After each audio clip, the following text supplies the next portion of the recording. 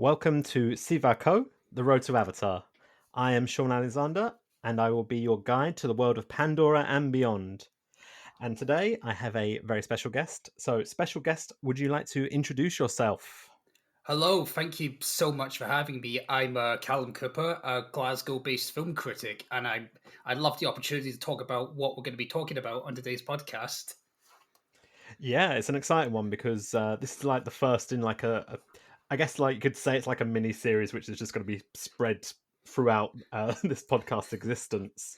As we, well, I'll get onto that a little later. We're going to jump ahead. We don't want to jump ahead too soon. Before we do get to that, I have to do the.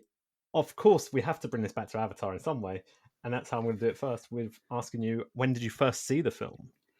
Well, I think like a lot of people, I first saw Avatar on the big screen when it first came out in 2009. And in fact, I saw it at the Glasgow Science Centre, which has the biggest IMAX screening in Scotland, which, let's be honest, with something like Avatar, is kind of the only way to see it, isn't it? Yeah, like that feels like the optimal way, and I feel like the more people who tell me it, the more I'm like disappointed I haven't seen it in like the ultimate format of like seeing it IMAX. I know. I wouldn't be surprised if they maybe had a rerun with it in the lead up to Way of Water, maybe. Yeah, they are actually. They're doing a rerun on in September 23rd. They're re-releasing it, and with improved visuals, which I'm like, oh, okay, go for it. I mean, I'm very curious to see how that looks, because to be fair on the film, even watching it on my Chromebook the other day, it still looks pretty good, even on that definition. Yeah, like it stands up. Like really, to me, it's one of those films that still stands the test of time, especially in regards to its like CGI, and obviously it's so heavy on that. And a lot of other films from around that time do falter, you could say. Oh yeah, for sure. The technology on Avatar is like say what you will about the rest of the film, but the technology is revolutionary, you could argue. Well, it is, yeah, and obviously this new one, we're probably going to see the same happen again, probably. Yeah, I saw a lot of, I guess, sharing on Twitter of this one particular moment of Jake, I think, tightening a knot on the water and even just kind of the ripple effects. They look incredible. Yeah, it's really odd that suddenly I'm very excited about just how normal water looks when I'm like, oh, I could just look at water, you know? Oh, I for sure.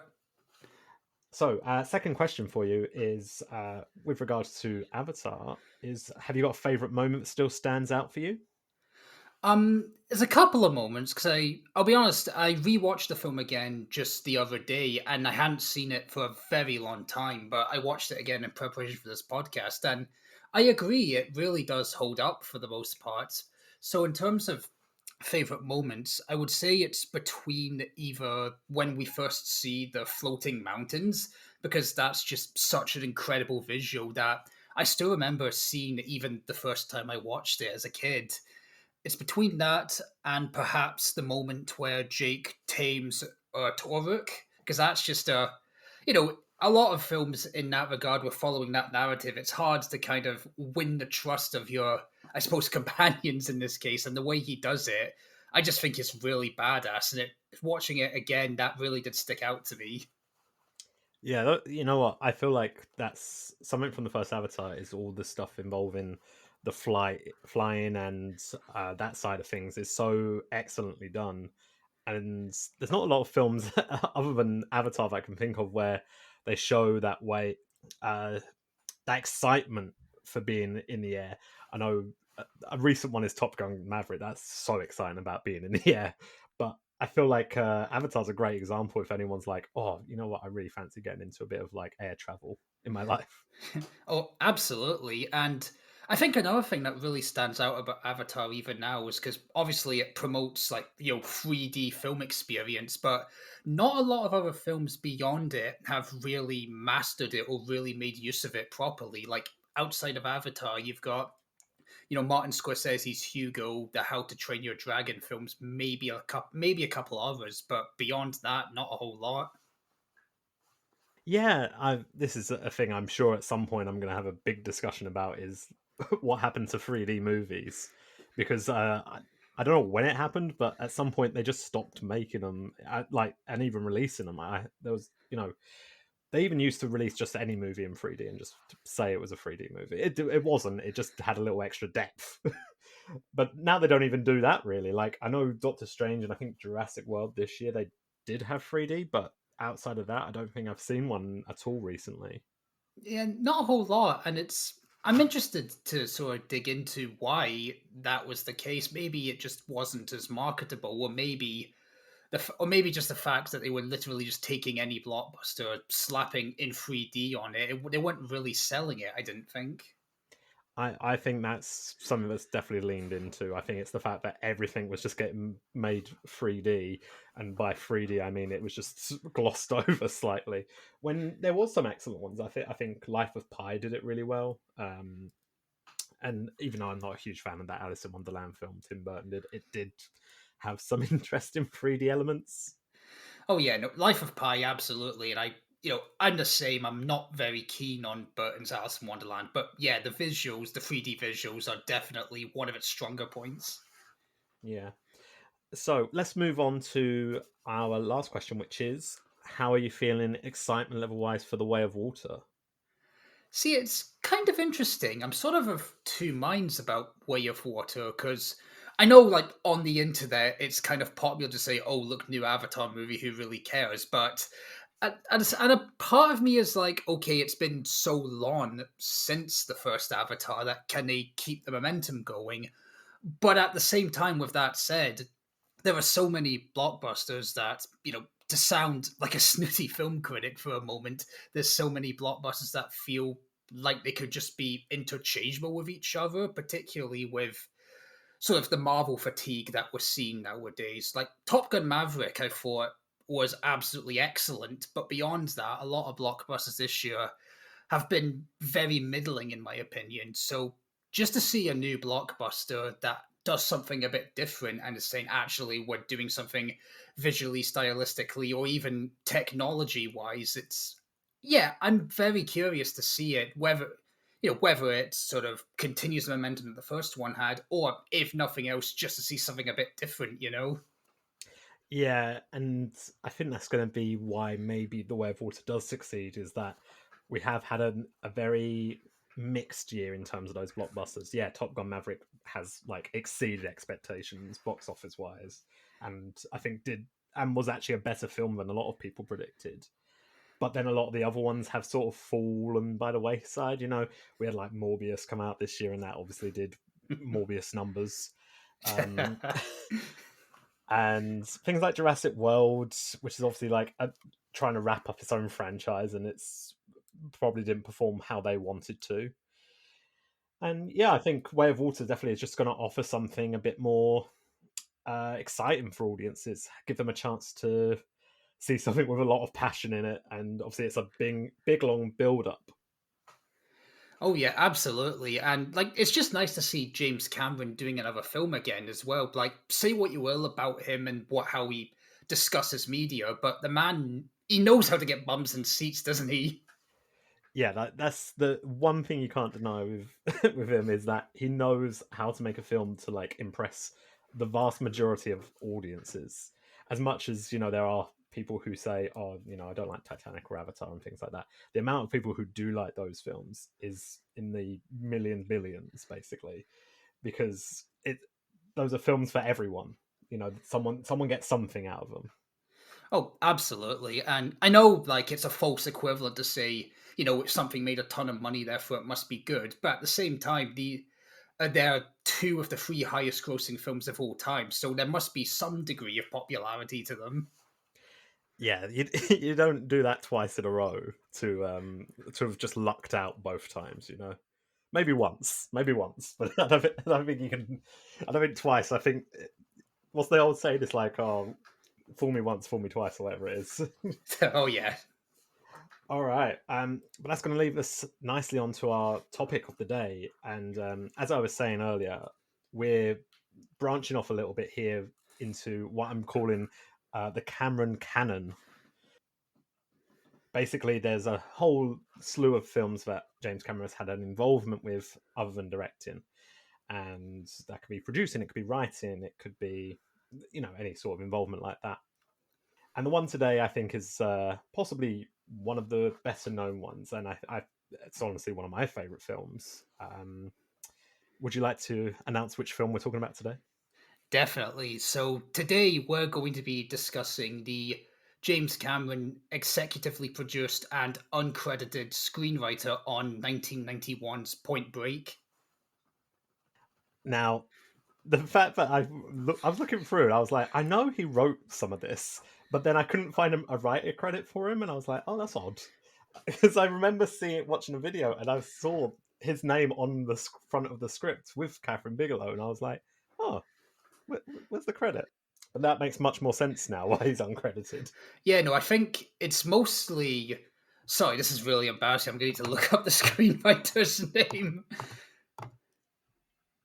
That's Um, all right. We've got a story by Rick King all right, thank and you. W. Peter Iliff or Liff. Oh, I think it's Iliff. Yeah, no, thank you. You've saved me there, but yeah, it was them who are credited, but both James Cameron and Catherine Bigelow did uncredited rewrites on the film while they were making it, from what I understand. And I think that's like a great point to start off on. Is obviously at this time, I believe at this moment in time when the film was being made, James Cameron and Catherine Bigelow were married at that time. Is that right? Yeah, that is correct. But I think, this is pure speculation, but I think they were divorcing around the time the film came out. So it's kind of that weird, awkward phase, I think. uh, at some point, I feel like I'm going to end up delving into this a little bit, and I don't. It's going to be an interesting story because obviously they've had quite a long history, and obviously that's even run up until when they competed at the Oscars in 2010 with Avatar and Hurt Locker, Oh, yeah. and everyone was sort of making such a big deal out of that year, from what I remember, of being like, oh, it's the ex husband versus the ex wife. Yeah, I remember that drama too, but I think even they didn't really see the big deal about it. They were like, oh, we both made good movies, so good luck to each other, I suppose. Yeah, like I was watching. I actually went back and watched the ceremony today because I was like, oh, I'm curious. Like, was there like any like bit of animosity? They're like sitting like right next to each other in the like a row. Cameron's like a row behind Bigelow, and yeah, like as soon as Hurt Locker wins Best Picture, James Cameron's up there like celebrating with them, basically, just applauding them, giving them handshakes and all sorts. So I don't think there is as much animosity as people are making out. Yeah, from what I can tell, he seems like a really good sport about these things, doesn't he? It's crazy because he goes from like extremes. He seems like a really lovely person if you're on the right side of him, but then as soon as you get on like the bad side of him, I feel like you would feel very burnt. Yeah, I think someone who is as involved in the filmmaking process as he is, that wouldn't surprise me if he's very much like that in real life. I think it's just a passion thing, and that might be why him and Catherine Bigelow obviously got along so well in the early days, and obviously this sort of project was able to come about. And yeah, like this is such an amazing film. This is one of my favorite action films. I don't know if it's same for you. If it's sort of like a top five action film for you, maybe. Oh, I absolutely love this film, but funnily enough, I only discovered it a few years ago. My first exposure to it was actually the parody bit in Hot Fuzz, as I imagine it is for a lot of people. But one of my best friends, this is like top three favorite films of him. He absolutely loves it to the point where last Christmas, for a Christmas present, I just gave him like a framed poster of Point Break, and he really loved it. I mean, I'm not gonna lie. I think the first time I heard of Point Break was also in Hot Fuzz, with the classic point the gun up in the air and shoot your bullets and scream ah. Yeah, I was telling some friends that I was going to be on this podcast, and the first thing they asked me was Point Break or Bad Boys 2. That- and that's it as well. It's interesting because obviously I think Cameron's got kind of a good relationship with Michael Bay. I think they're buddies as well. Oh, I didn't actually know that. From what I can tell, like I don't know if that might be me sort of because they obviously sort of love the same sort of technology and things like that, and they try and push action in pretty spectacular ways. But that might be me sort of maybe making things up a little bit too much there in my own head, like my own head canon. I'm just imagining them two hanging out, being besties. I could believe it. Yeah. I feel they're like kindred spirits in a way. I feel like in some sense. Now we should obviously get on to a little bit about Point Break, and I feel like the first thing to address is: do you have a favorite line from the film? Yeah, it's one of those things where like half the lines I don't know if I can actually say on podcast, but Oh, this podcast you can say whatever you want. Go for it. Go oh, wild if you. thank God for that. But it's this one insult. It's between two actually. It's either this one bit where Papayas says to the FBI director, like, I was working on the field while you were still like in jockey shorts and jacking off to the lingerie section of the Sears catalog, which is such a unique insult, to such a unique line in a film full of unique lines, I would say. Yeah, there's like some incredible insults in this film. Especially between the police, they're throwing insults everywhere you can imagine. Oh, aye. And the other one is probably towards the end of the film during the climax where Bodhi says to Johnny Utah, like, you want me so bad, it's like acid in your mouth, which, like, for a film that, yeah, I think probably has one of the best bromances depicted in cinema, it's such a memorable line even without that. And that's definitely something I want to come on to before, because I feel like this bromance definitely leans heavily into some homoeroticism, because it goes beyond just being a little bit of boys being boys, between Keanu and Patrick Swayze. It's that there's chemistry there which you don't even find in some of the best romance films.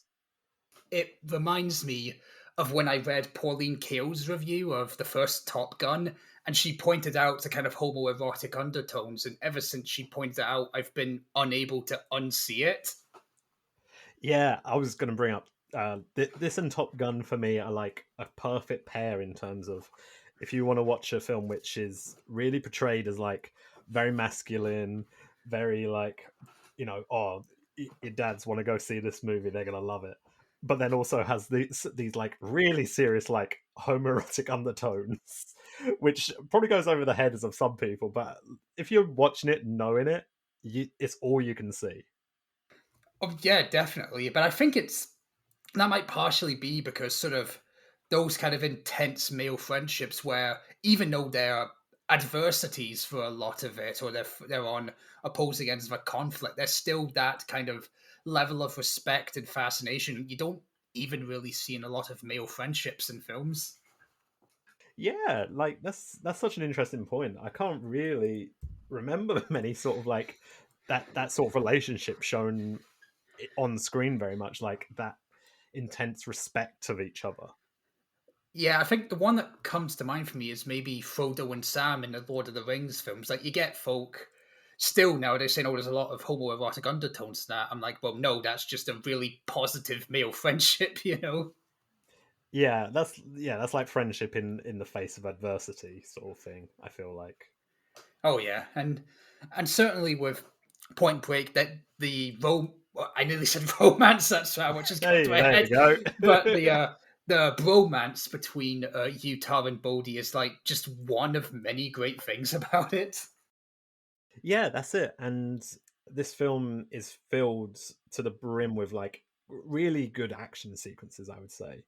And I've watched it last week, and I also watched it again today because I was like, you know what, I'm happy to watch it. It's one of those films I can watch like endlessly. I feel like, because the beats that play out are so enjoyable.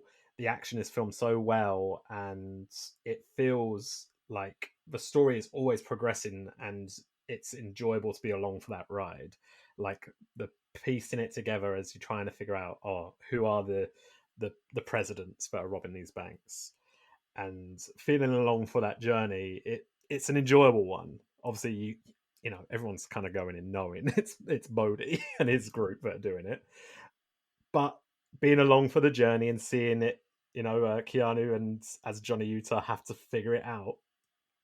you suddenly realize, yeah, like this is something he's really like feeling conflicted about this. These are his new brothers, basically. Oh yeah, and actually, just before I get onto that point as well, like a fact I learned when I was looking up sort of info and trivia about the film is that originally they weren't sure if Keanu Reeves, because he was best known for Bill and Ted back then, which another excellent movie, but he they didn't think he was quite macho enough for a physical action role, which sounds hilarious given that he's doing the John Wick films even now. Yeah, like it's crazy to think that. And yeah, obviously Bill and Ted's such an interesting one because he really in that film is playing up the sort of like himbo energy of like, oh, I'm pretty chill dude. I don't really know what's going on, but I'm here for the ride. And he's kind of doing that here as well, I think. To some extent, like his character is like previously a star quarterback, so I could definitely see him having some of that energy for sure. But he does have a few smarts about him. He's not, yeah, to the sort of Bill and Ted levels of obliviousness. Um, he is an agent. He is figuring out this, trying to figure out this crime, and obviously there are some right turns, there's some wrong turns along the way, as you'd expect. Um, is there like a particular like action sequence to you that stands out for this one?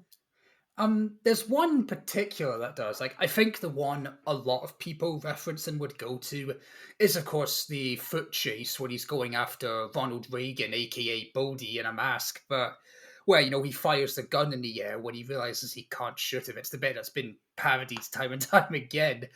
But the bit that I remember certainly most clearly for an action scene is the bit towards the end where he jumps out the plane without the parachute to go after Bodhi. Like it's such a like on the one hand, it's such an insane moment that shows how far he's grown as a character, but on the other hand, even if you're just viewing the film as a this is a really silly action movie, it's just the perfect amount of silly. Yeah, like it's not so unbelievable that his character would never do that. But and it's believable enough that he would think, you know what, I think I can get to him in time before he hit the ground. Yeah, and I've done some skydiving myself, and like even if you're jumping from about 10,000 feet or something, that's still only giving you like 1 minute before you hit the ground. Damn, yeah, that's kind of crazy to think that, isn't it? Yeah, no, because you fall at something like I could be wrong on this, I probably am, but something like 10 meters a second to second. Like it's surprising how quickly the ground catches up to you, even jumping from as high as 10,000 feet. Gosh, that's that's crazy. It kind of does change the my view of those couple of skydive scenes they do. Yeah, which apparently, I think this is quite funny, but apparently Patrick Swayze did 55 skydives for the film, which is amazing. And but from what I could find, I don't think Keanu Reeves did any, ironically enough. Oh, what? Oh, Keanu, come on! I think modern day Keanu would do them. Oh yeah, he'd do it in a heartbeat, and he might have done. I just couldn't find any facts about it. But when I looked it up, all I could see was Patrick Swayze did something like 55, 56 of them. That's interesting. I think it's worth talking about Patrick Swayze here now. Incredible. He he looks the Yes. coolest man in the world in this movie. Yeah, like he literally, I think, is attractive to every single character. Quite frankly, like he's just a specimen of a man in that film, isn't he? Yeah, and I get the obsession now. Like with anyone who is like, yeah, fully Swayzed up. I completely understand just from watching this. Those he's got like piercing blue eyes in this, which are just staring down on everyone, and he's got this weird hunger about him. I don't know if it's definitely something he's doing because he wants to show. He's showing that inner momentum that character always seems to have. Like he's a character who seems to always be moving forward, and I thought it was so interesting that he's just this driving force. Like he brings Johnny Utah in. He doesn't know this guy. He's like, "Yep, come in. You're part of our group now." And I like that sort of opening atmosphere he brings to the film. Yeah, there's like I mean, like he talks a lot about philosophy in the film, but there is that sort of that spirituality, that sort of larger than life sort of vibe that he gives off, that even if, like, you know in the back of your mind this guy is a dangerous criminal, you can't help but kind of love him at the same time. Yeah, like at no point was I like, man, I don't know if I'm team Bodhi. I was fully team. I was like almost fully team Bodhi the whole time. The only time I was like, probably not, is when they kidnap. I can't remember the name. Uh, uh, it, Tyler? Tyler. Yes, towards the end, they kidnapped Tyler, and I was like, you took it too far, Bodhi. Yeah, Gosh. I agree. That's sort of the one point where I'm like, okay, no, maybe you're entering sort of very ethically dubious territory, which I know he's robbing banks. That's quite ethically dubious in and of itself. But I don't know. Maybe this is just me kind of reaching, but I was surprised how kind of anti capitalist his philosophy was. Yeah, and obviously the idea of it is that it's almost a victimless crime in a way because they weren't trying to get anyone hurt. They were trying to just get in, get the money, get out. No one's hurt. They get the money, but no one. The banks get it because there's the whole policy of like, oh, if a bank gets robbed, then they get their money back anyway through insurance or something. So the money just goes, doesn't hurt anyone who is actually part of that bank in a way. Yeah, it seemed to be like, from what I can understand, it seemed to be their motivations are more for the thrill of it, for the thrill of life, and to escape from the sort of sense of societal conformity that something like a capitalist system would sort of enforce on its citizens. Yeah, and then obviously the fact that they're dressing up as the presidents is such an interesting like showing to be like, hey, look, it's your own presidents robbing you. Which, you know, it's probably not so far fetched nowadays given the January 6th hearings, but it just reminds me that I love that, just that random bit where they're robbing the first bank and the guy dressed as Nixon just says, I'm not a crook to them. Like that must have been improvised, surely. Yeah, if it's not improvised, it's fantastic writing and direction to get that because it's such a lovely little moment. It's one of those ones where it always stands out because he nails the impression as well. Oh yeah, absolutely. Like I'd say it's a very morbid image, just people dressed as the presidents robbing a bank, but it really works for the tone of the film. Yeah, and obviously it's not the first time we've seen things like that done. Baby Driver did a parody of it in a way with its Mike Myers masks. Yeah, Um, that's one of my favorite bits in that film. it's such a clever joke that one. It really caught me off guard. I think it was in the trailer though, so I wish it was one of those ones that was safe for the film. Aye. And yeah, like obviously we have I think it's about maybe two or three of the bank robberies that occur that we see in the film, and definitely the one that everyone talks about is the one that the second one, which I think is when Keanu does his big old run chasing them down. And this guy's like outrunning a car at one point. He is jumping over houses. He goes through someone's house. I think he throws a dog at him He at does. one Yeah, that's point. right. Like it's just insane. But also it's so beautifully shot. Like the steady cam just goes out the window. It's like full handheld panic mode running through these through these back alleys, and I love it.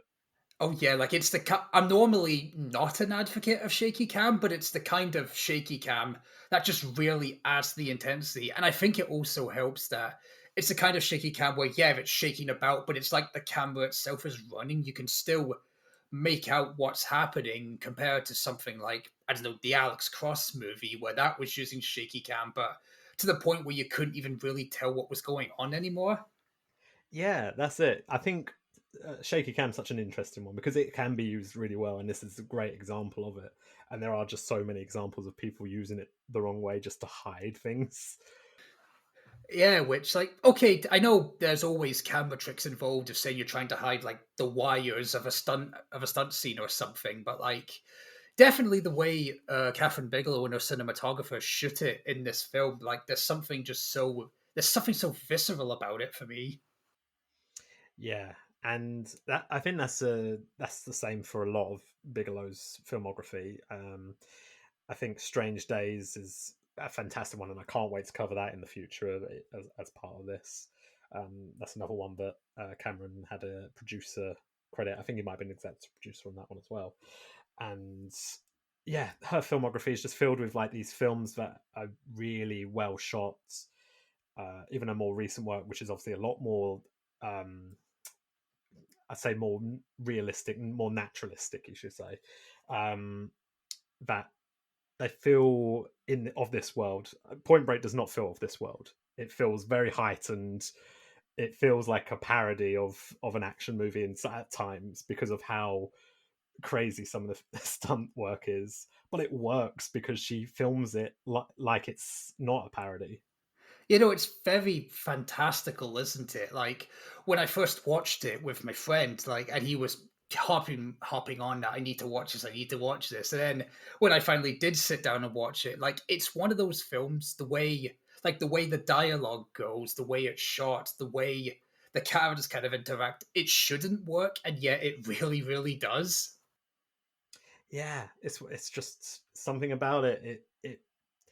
It's one of those films that defies its own existence in a way because you think, yeah, this shouldn't work as well as it does. Keanu Reeves isn't an action man at this point, really.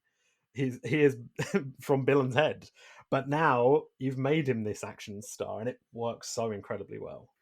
Yeah, no, like, he's very much a twink in this film, you could say, but again, he does bring that sort of sense of gravitas and that sense of, I guess, suppose cockiness in a way where that really kind of lends itself to the character. But at the same time, what I really love about Catherine Bigelow films is that she always has really fascinating characters with really fascinating philosophies in her films, doesn't she? Yeah, it's really interesting because her character work is always fantastic. I feel like there's some of the character work in Detroit is incredible. Have you seen Detroit? Yeah, I have. That's a terrific film. It's oh, I'm gonna really forget his name. His name's Will something. Is that is that John Boyega's character? No, no. Oh, I'm really bad at names. I know he's in the new Guardians of the Galaxy. He's playing Adam Warlock, and I can't remember his name. Oh, Will Poulter. Will Poulter, that's it. That's really bad of me to not remember your name. Sorry, Will, because you're listening. I mean, Um, to be fair, I forgot the screenwriter for the film earlier, so it is what it is. Look, okay, so just so everyone's clear, we're recording this on the hottest day of the year. The hottest day of not just the year, the hottest day of recorded history in England and Scotland, and it's not great. Yeah, no, we Scots are not built to survive weather like this. We're basically tundra, and now we're facing temperatures higher than Spain. And you know what? We were talking about this beforehand. We're talking how this like fully relates to Point Break, which is such like a summer movie. It's constantly like a sweaty movie. Yeah, like it's. We were saying this over Twitter. It's a weirdly appropriate film to be talking about on this day, isn't it? Yeah, and rewatching it today, I was like, "Yep, I'm feeling great." I need some of that Bodhi energy though. I need some of that calmness because the heat's not calming me. It's Yeah. making me worse. Yeah, no, I mean, I can't surf for shit, but it did make me really want. It made me really want to go swimming. No, Yeah, definitely. That's one, and that's it. This film is actually quite interesting. It makes surfing look very, very cool. yeah, also quite badass as well, doesn't it? With like the size of the waves and the fact that Keanu Reeves almost drowns himself the first time he tries to surf. Yeah, like it makes it look like this monstrous thing to accomplish, and that's really exciting to me. Like being able to, I don't really. I'm sure there was plenty of films that showed surfing before that point, but that's one of the main ones. Whenever I think about surfing in a movie, Point Break's the first one I go to in my mind. Yep, same. I mean, certainly not what the remake opted for, to say the least. I've never watched the remake, and I'm scared to now at this point. It's I mean, I don't want to.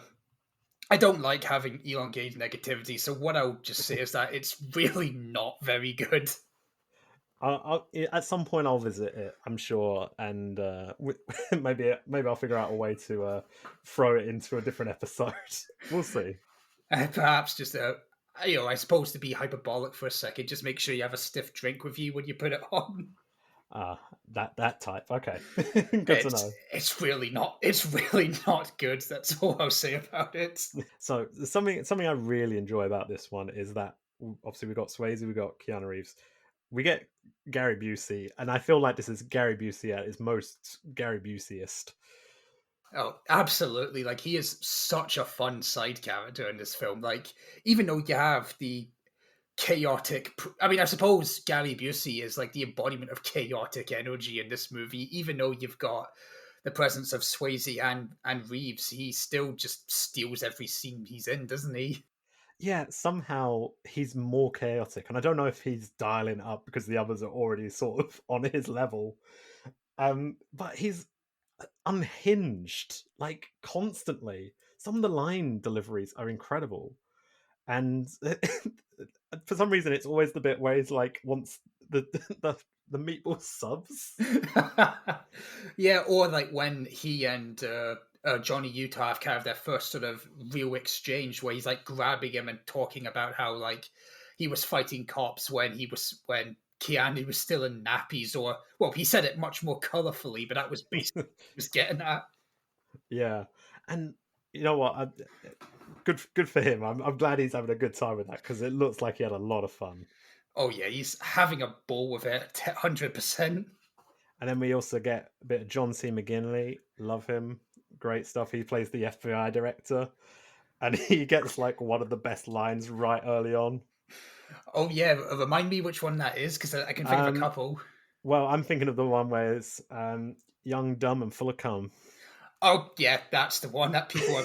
I still see on a lot of Tinder profiles, to put it mildly. Yeah, you know what? That's not a Tinder profile thing to put on there. I'll be honest with you. You No, know, you know it's Johnny Utah, guys. no, it wouldn't be my first choice for a bio. I think, to put it mildly. I mean, they could use the another classic line from this. They could use "I am an FBI agent." Yeah, exactly. There's a degree of mystery to it that way. I think it's more about the line deliveries in this film than anything. You know, that these guys are fully committed to this film, and I think that's why it was so successful and has remained like one of those films that people will constantly revisit. Oh yeah, for sure. Like some of the way lines are delivered in this film, even from Keanu in a lot of ways, like it would feel at home in like a schlocky B movie or something. But the way, like, it's one of those films that I think knows what it is and doesn't try to be anything else. It's very unashamed of its identity, and I think that's part of the reason why it works so well. Yeah, definitely. I fully agree with you there. I think because it knows what it is and it's not ashamed of it and it's not poking fun at itself, it takes itself very serious in terms of we're this is a serious situation we're dealing with. These men are robbing banks. But then it throws in those sort of elements where there is a bit more fun. You know, there is surfing, there is skydiving. These characters are quite fun guys to be around. Yeah, like I guarantee if this were made today, which I suppose it was made 7 years ago, but in sort of today's culture, there'd be quips like every other second. But here, like it's a very, like it's a, you could argue it's a pretty dumb setup, but they play it so straight that it's oddly addictive. Yeah, like the whole reason that they think it's surfers is because one of them moons the camera when they leave, and there's a tan line. Which, I mean, it's a very point break thing to do, isn't it? Like just incredible. Like I can't believe that some and it's that thing where it sort of reminds me of in Greece where they're like saying, "Oh, we're going to catch these mooners. We're going to send this off to the FBI," and then wait a second, no, they the FBI will find you because of your butts. And it's the fact as well that it comes back later on. Like it's the fact that one of the surfers, moons in the middle of the wave. That's what causes him to figure out actually it's these guys who are robbing banks. Yeah, like the look of realization on his face is so funny at that point. And that's it. This film does play at times like a almost a parody because of how over the top it is, but it's endearing over the top, not embarrassing. Yeah, absolutely. And like, yeah, even if for some viewers it does get maybe a little silly for their tastes, again, it still has that grounded momentum. It still has that grounded character work that's so quintessential Catherine Bigelow in a lot of ways. Yeah, that's it. And I think at no point do we lose that. And especially, I think the ending is a very like poignant moment. This, Bodhi and Johnny Utah they meet back up at this beach. Little scuffle. Johnny Utah gets the handcuff on him, and Bodhi's like basically begging him to just go and ride ride this final wave, which is the wave that Yeah. they've been talking about throughout this whole movie. And just yeah, Johnny Utah walking off and being like, he's not coming back from this.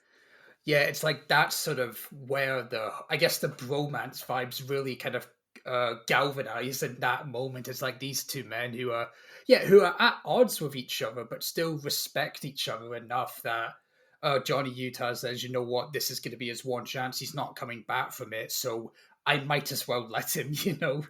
Yeah, that's it. There's that respect, and he's like, you know what, I respect you enough to trust that you would not run away from this if you do survive it.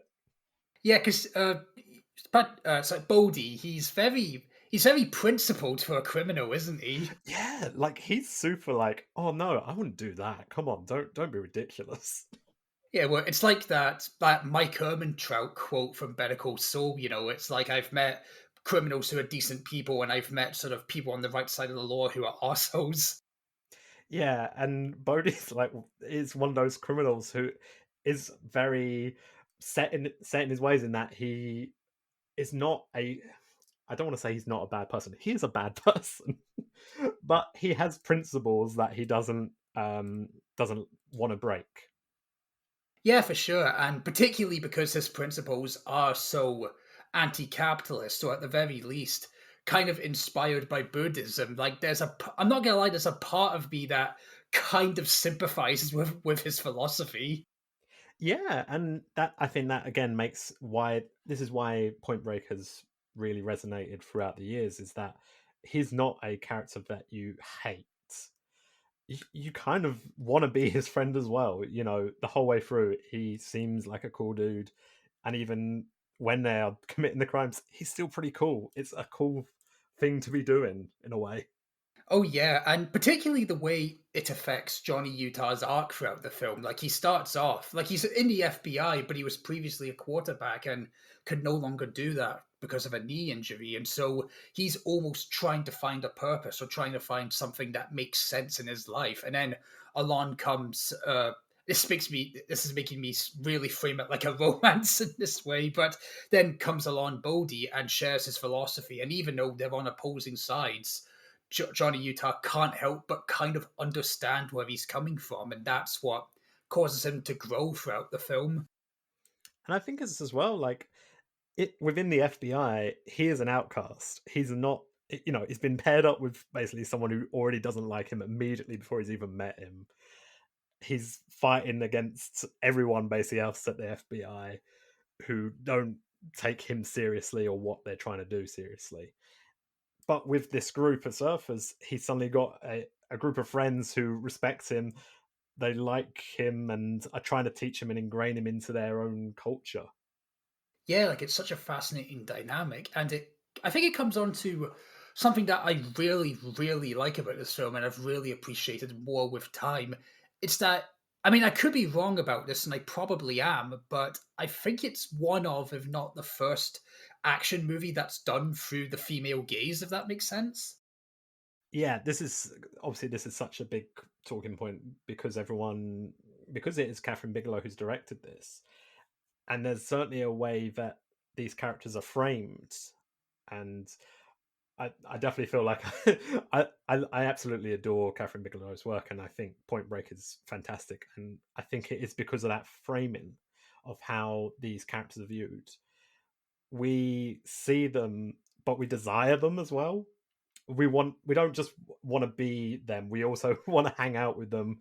We want to be a part of their culture, and I feel like that's a step up from what something like Top Gun was able to achieve. Back in the 80s.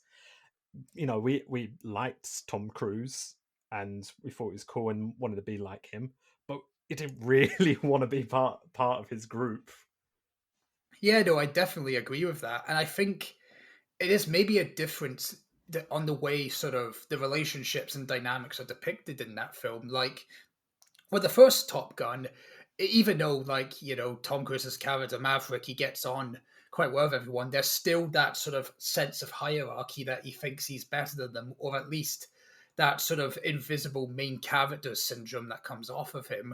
Whereas in Point Break, even though Johnny Utah is very clearly the main character, there is that level of equality that he has with everyone else, like him and Papayas, Gary Busey's character. That's not a hierarchy. That's very much a partnership, and very much the same with him and Tyler in the film as well. Yeah, and obviously with Tyler, it's really interesting how Laurie Petty is like framed in this film. She's not really shown very femininely.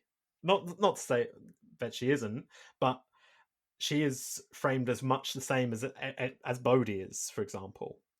They're shown in the same way.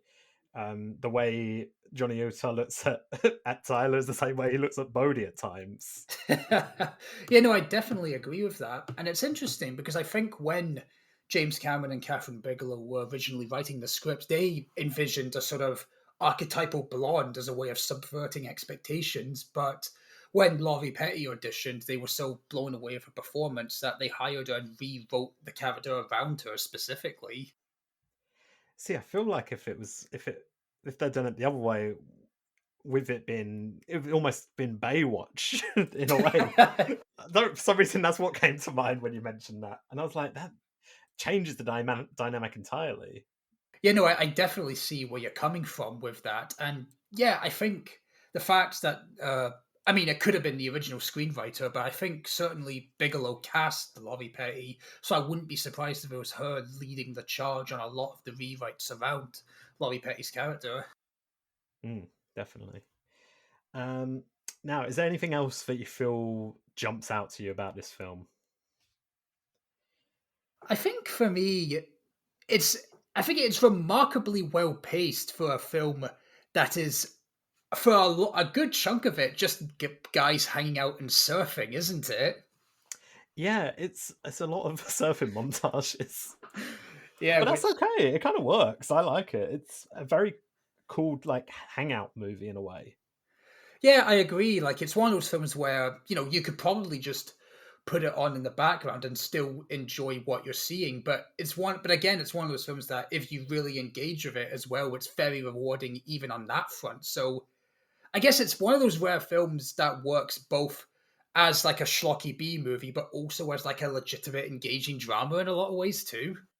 Yeah, and that's such a hard one to achieve. I don't think many films are able to achieve that effectively.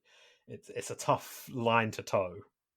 Yeah, definitely, because most films that attempt it, which to be fair to them, it's a very noble and difficult thing to accomplish, but a lot of the times they end up leaning into one or the other. And I don't know, maybe that was the original plan with Point Break, but whether through deliberate intention or some miraculous stroke of fate, it just ends up working on both levels. Yeah. Now, one last thing before we sort of wrap up. I have a list of a couple of people who were like originally going to play Johnny Utah back Okay. when it almost went into production in '86. And I'm curious to see what you think of these names being linked with it. Okay. Um, Matthew Broderick. See, that's an interesting one because Matthew Broderick was also originally who I think Vince Gilligan was looking at for Breaking Bad. So there seems to be a history of Matthew Broderick almost getting iconic roles, isn't there? Yeah, like I feel like it definitely changes the dynamic a little bit. Yeah, I mean, I like Matthew Broderick, but I don't know, maybe my love of Keanu is blinding me, but I can't really see it personally. Yeah, I don't see it myself. Johnny Depp was also lined up as a possible one. And obviously, like Johnny Depp at the time was like, he was doing. I think he might have been doing 21 Jump Street at that time, or certainly around then. So it sort of makes sense. Yeah, I guess contemporary context and debates about him, putting that aside for one moment, I don't know. When I see Johnny Depp, I think of someone who's a bit more eccentric. I don't really see him playing a himbo, to be honest. Yeah, certainly not to what Keanu was able to achieve. Aye, for sure. Now, this one's fully linked, just Top Gun, Val Kilmer, and I don't think that works as him as Johnny Utah. Him as Bodhi could work. Yeah, I agree with that. Val Kilmer, again, probably purely from Top Gun, he has that sort of edge of cockiness and larger than life vibe. He really could have done Bodhi, but Johnny Utah, I'm not so sure on that one. I think it's because we'd already know him as Iceman. There's too much history there. Yeah, no, I think that's probably correct. And then the final one is Charlie Sheen, which I think him and Gary Busey together in a film is dangerous. Yeah, though that'd be a lot of shouting, I think, if the two of them were paired up. But yeah, that's a big X, that one. I can't see it at all. So, Catherine Bigelow, great work. Keanu Reeves was the right choice. Oh yeah, absolutely. And even with the power of hindsight, look what he's doing now in terms of action. He was the right choice then, and he's the right choice now. Yeah, he's only really gone on to bigger and better things since then, and he's done like Matrix and obviously John Wick's more recently, and yeah, he's just proven that they took a chance and it was the right decision. Absolutely. He's just like he was a movie star then, and even now he's still, if anything, that's only increased with time, hasn't it? Yeah, and I think there's so much goodwill from films like Point Break that make Keanu who he is today. Yeah, he's such a, like, when you watch interviews with him, he comes across as so likable and charming, and that really comes through in this film as well. Yeah, he's if I had the chance to, I feel like Johnny Utah is the Keanu Reeves character I would want to hang out with most. Yeah, I think I'm gonna agree with you on that one. Absolutely. I feel like if I was hanging out with Bill and Ted, I feel like it would be a little too much for me after an hour or two. Yeah, I mean, I love the Bill and Ted movies as well. They're excellent, to quote the film. But yeah, I'd probably need to have a drink or two if I was going to hang out on them on an extended basis. I feel you there. So I think that's a perfect way for us to sort of wrap up. Is there any final thoughts you want to leave us on for Point Break? Well, the footnote being the remake is rubbish. Don't watch it. But that's but no, let's not be negative. I want to be positive. Point Break for me is a really, really terrific film. It's one of my comfort films, actually. Like it's, as I say, it's one of those films that, with its kind of stilted dialogue, with the setup, with the homoerotic undertones to it, it's one of those films that shouldn't work at all. And yet, thanks to the chemistry of the leads, thanks to its convictions of what kind of film it wants to be, and I think in large part due to Catherine Bigelow's direction and James Cameron's kind of own observations, it really, really does work. Yeah, it's a perfect blend of everything that you'd think would never work in a million years, and somehow pulling it all together, it does work because of their sort of steering the ship. Yeah, I think it's one of the most fun films I think I've ever seen, quite frankly.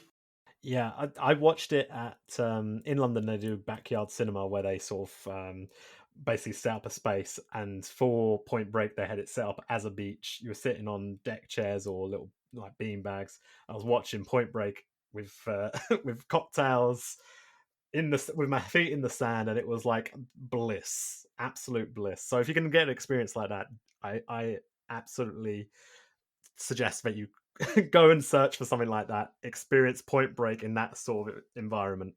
That sounds amazing. Like, I've only done a couple of screenings like that, but oddly enough, they were both around Jaws. One was on a ship in Glasgow during the Glasgow Film Festival, and the other was actually on Martha's Vineyard where they filmed Jaws. Like, every year they host screenings of Jaws, but everyone is watching it in the water, which you'd think is maybe gonna inflict some PTSD on some viewers, but it really works. Oh, I've definitely seen people do like screenings of Jaws, and everyone sits in rubber rings and stuff like that. Maybe that's what I've seen it from. I possibly, yeah. But yeah, I feel like this is one of those films. If you see it with a crowd, you will have a great time. So highly recommend. Definitely. I couldn't agree more with that sentiment. So I would like to say a big thank you for coming on to Sivako Road to Avatar to talk some Point Break. This is like the furthest away from actual Avatar I've got so far. But I feel like it's still working pretty well. Yeah, and I think as well, if you have that water theme going, you can tie it back into Avatar that way, I suppose. Hell yeah, that's it. Maybe we're going to see someone jump out of a plane dramatically, have to grab another person so they can share a parachute. You never know. I mean, they do have immaculate flying sequences in the first Avatar, so I'd be all for it if they did it in way of water.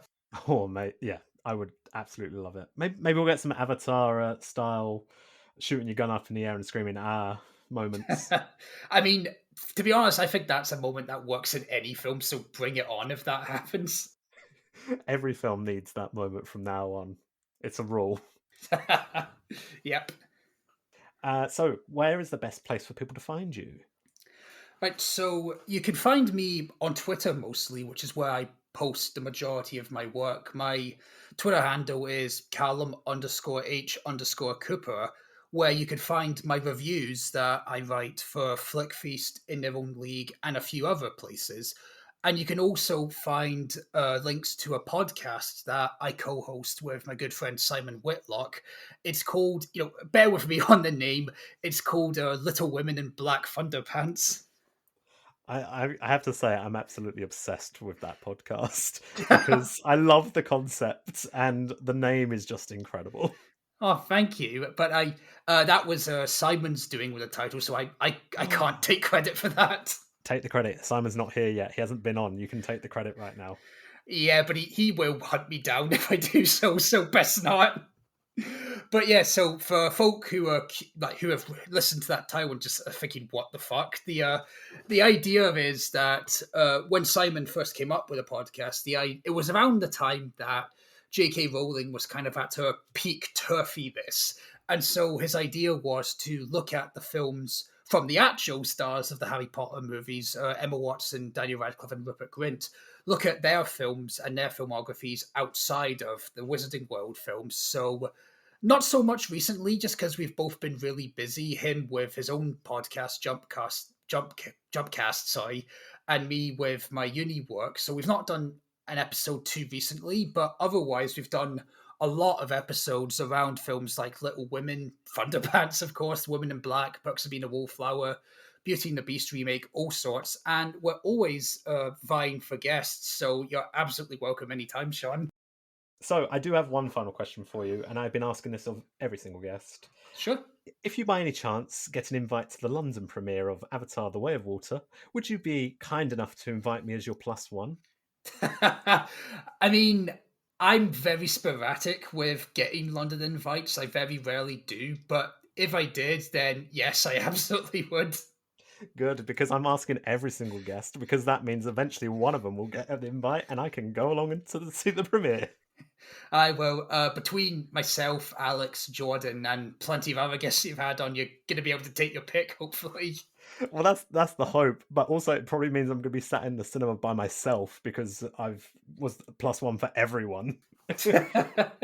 Oh, you never know. I think you just join the rest of us. We'll see. We'll see. I've got my hopes up high right now. I'm feeling good. We've got plenty of time coming up. We've got loads of exciting things coming up for this podcast. Hopefully, we'll see. We'll see. I can't wait to hear them. Thank you very much. And honestly, thank you so much for coming on this podcast. It's been an absolute pleasure having you on, talking Point Break. Um, but for now, I'd like to say thank you to anyone who's had a listen to this episode. And if you want to check us out, come find us. We're at Avatar Pod on Twitter.